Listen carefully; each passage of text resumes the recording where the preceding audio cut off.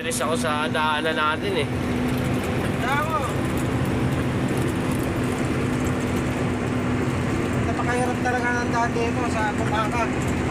Kaya pagka kayo na gawin dito mga kaibigan, ingat lang kayo sa pagmamaneho dahil maraming na-aksidente dito sa Bumaka. Ang daanan namin kanina, siguro mga 3 yun mga kaibigan. Kaya kung magawi kayo dito, ingat-ingat sa pagmamaneho mga kaibigan. Yan na.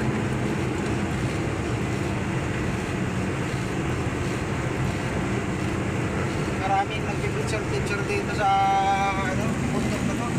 Pero napakahirap ng daan na to, itong Bumaka na to.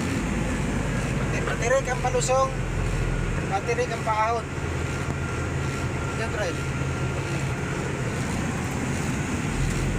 Kaya kung magawi kayo dito, ingat lang sa pagmamaneho mga kaibigan, lalo sa mga private, delikado po dito sa lugar na to.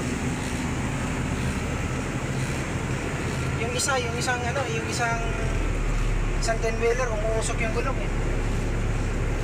Makahirap na masyadong tirik. No? Lalo na kung loaded kayo dito, napakadelikado tong kalsada nito. Ito, walang walang laman yan, no? Pero tingnan mo, naka-engine brake siya. Gumagapang po mga kaibigan nyo mga dumadaan dito. Sa sobrang tirik ng kalsada na to. Kailangan talaga ang engine brake dito, sure full talaga. Yan mo yung bus, no? Nakailaw na, naka-hazard. Bitik na pakatirik ng kalsada, anak.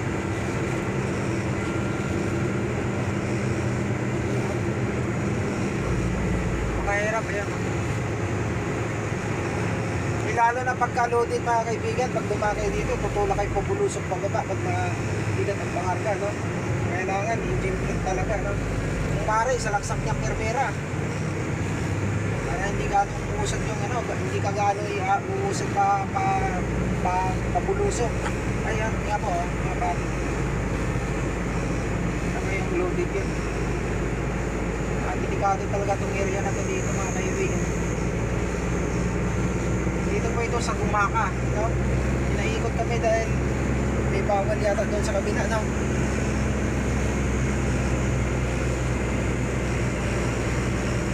Yung dinaanan natin kanina ay yung kagabi, yung na-aksidente. Wala na yung truck, nakuha na. Bago yun, yung nasa taas. Ha? Bago. Yung nasa taas, matagal na yun. Yung kagabi lang na dinaanan natin, talagang kailangan talaga, tingnan mo, naka-engine brake siya ng naka-primera na yan. Pero tumutulak pa rin pabulusok siya, no? Dahil sa bigat ng karga niya, bigat na natin to. Yung kanina, yung kasalubong natin, umuusok yung gulong, no? Tingnan mo, tumutulok tayo, hindi kaya. Bawas tayo. Hindi kaya mga kaibigan kasi pag sa oras na magtuloy-tuloy yan, iinit ang lining. Uusok ang yan. Kailangan kaibigan, gagamitin yung exhaust na tinatawag. Malaking tulong yan sa exhaust. Yung isa paahon pa, Ang ganito, tutulak pa bulusok,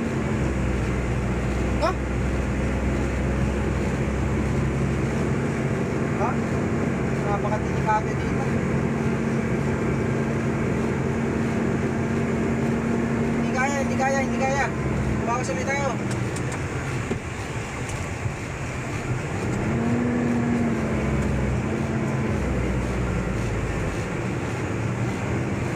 Yan.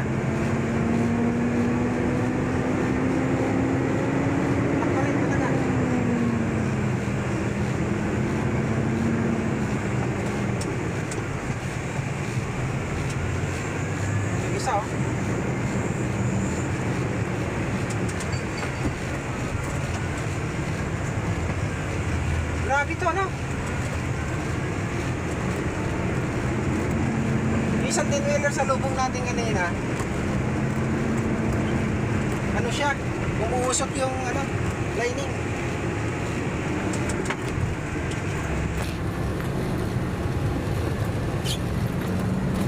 Kasi sobrang tarik talaga, tulak pa pabulusok, no?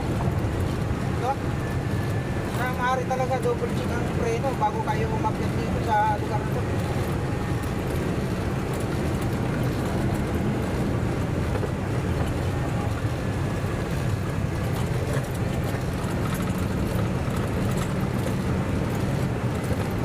Mga ilang kilometro pa yan? Call? Na. Mga ilang ano pa yan? So, Mga tatlo pa? 216. 260 pa?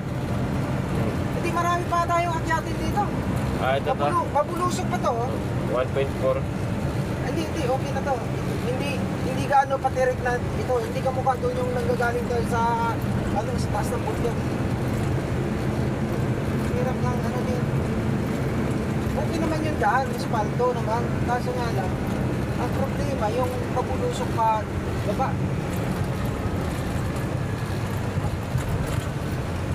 Ano, puro pabulusok pa to.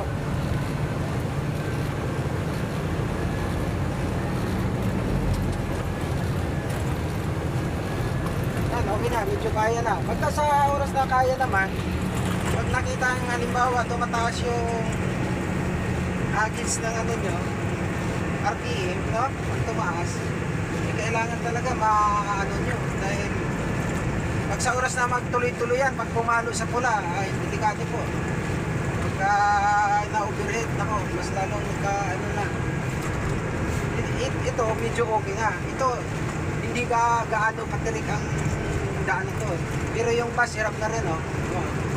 Nakahazard siya kung paakyat na yun doon, di ba? Yung pinanggalingan natin. Call? Ah. Eh, pag nagawi kayo dito, mga kaibigan, ako, ingat talaga sa pagdadiretso dito. Marami na tayong bundok na naakyatan dito. Pero mas matindi to kaysa Santa Fe. Yung inakyat natin na bundok sa Santa Fe, no? Mas matindi ang akyatin dito. Eh, lalo na kung halimbawa madulas ang daan, no? Tapos loaded, mabigat ang pangarga, nako. Talagang kung maaari, wag mo nang umakyat kung sakaling ano. Ay, napakadelikado. Daming nasisiraan na ano.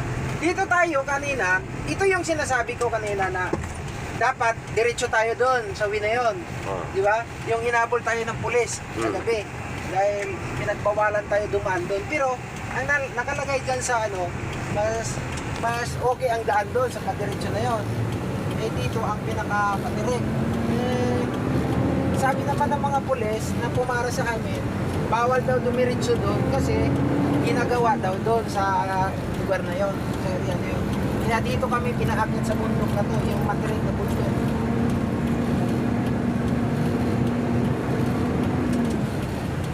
Kahit yung mga bus, doon din dumadaan. Ang haba, no? Wala na nga, ang haba ng akyat, ang haba ng paakyat, ang haba ng pamulusok. No? Ito pakahirap. Yung nangyari sa ano, mga kaibigan, yung kung napansin nyo yung dati na dito sa area na to, no? Yung tanker na nasunog. Nandito po mga kaibigan, nadaanan namin dito kagabi, kahapon. Yung tanker na nasunog. Eh talagang, naku, yung na ano sa pinakita sa yun, sa Facebook ba yun? Napanood natin doon. Delikado kasi yung area nito. Pero yung tanker na nasunog, doon pa siguro banda yun, ano? Sa palagay mo, doon pa yun, ano? Bago pumasok sa lugar na to, no? Ito po yung umaga, ano? Ito yung lugar na to, kung patungo ng Bicol, dinadaanan to. Tulad sa mga patungo ng probinsya, sa Bisaya, yan, dinadaanan yung lugar na yun, yung akyatin na yun, yung tinatawag na akirik na mga akyatin. Pero sa palagay ko, mag-aakyat pa tayo ng bundok dito, itong maliit na bundok, no? Eh, kailangan pagka, ingat lang talaga. Direct masyado ang dito. Kasi kung magtuloy-tuloy kang umapag sa preno, no? May magkakaroon ng problema yung lining, no? Uusok yan, mga kaibigan. Pag usok yan, delikado. Lalong nawawala ng preno. Kung may bundok pa yata tayong aakyat dito, titignan natin. Pero ang alam namin kahapon, nung pinaanan namin to, nasa gilid ito po ng, ng dagat. Itong kalsada na to. Bukod yung dinaanan namin kanina, yun talaga yung bundok talaga yun na patirik. No? Ito, nandito na kami sa, gilid na ng dagat ito mga kaibigan. Ayun, may bayan po na to eh. May bayan, medyo maalon, medyo masama ang panahon.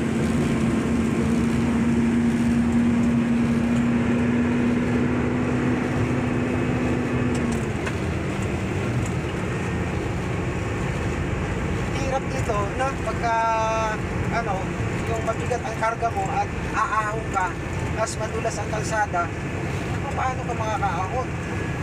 Kung ganyan kadulas ang kalsada, hindi mo ito. Ito mga kaibigan, patirik na naman to. Pabulusok na naman tong kalsada na to. Shout out pala yung sa kantina kinainan namin kanina. Saan bang lugar yun? Yung kinainan namin kanina. Mabait yung ng mayari ng kantin mga kaibigan. Kasi medyo nagtitipid niya kami. Ayun, pinakain kami. Okay na naman yung ng pag-serve sa amin ng may-ari ng kantin. Shout out pala sa inyo dyan sa kantin. Yung kinainan namin kanina. Anong lugar ba yun? Tapat ng Kambingan yan, di ba? Yes.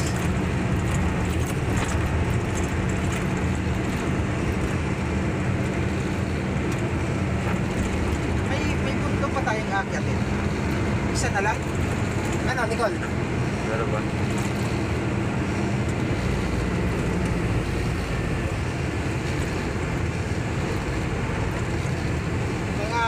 Siguro darating kami ng Maynila, darating kami ng Montalban siguro mga alas 2 ng madaling araw, alas 3, ganyan, ganun kalayo dito. Ha? Alos maano natin yung aray, yung release ng malakas ang